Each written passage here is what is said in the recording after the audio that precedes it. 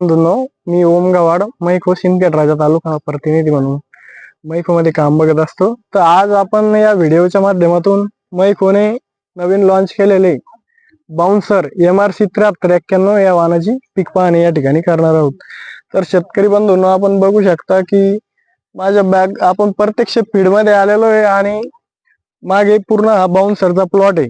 या वाहनाची लागवड विशेष करून हे जे वाहन आहे डेरा करणारं वाहन असल्यामुळं याची लागवड मध्यम हलक्या जमिनीमध्ये 4x2 या अंतरावर करायला पाहिजे आणि जर त्यापेक्षा भारी जमीन असली तर आपण 4.5x2, 2.25 किंवा 5x1.5 वर याची लागवड करू शकतो।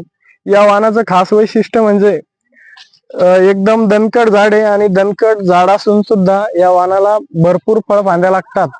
तर आपण या झाडाला बघू शकतो, याचं योग्य अंतर असल्यामुळे या झाडाला जवळपास 151 पर्यंत या ठिकाणी बोंड लागलेले आपण बघू शकता।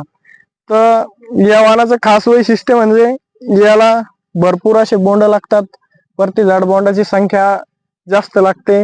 या वाहनावर जो येणारे कीटक असतात जसे की मावा, तुडतुडे, फुलकिडे, पांढरी माशी याचा प्रादुर्भाव कमी होतो, कारण या वाहनावर लव जास्त असल्यामुळं या वाहनाला फवारण्या सुद्धा इतर वाहनाच्या तुलनेत कमी कराव्या लागतात।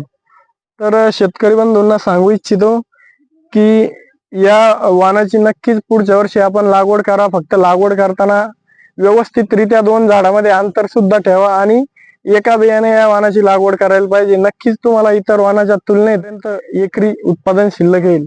धन्यवाद।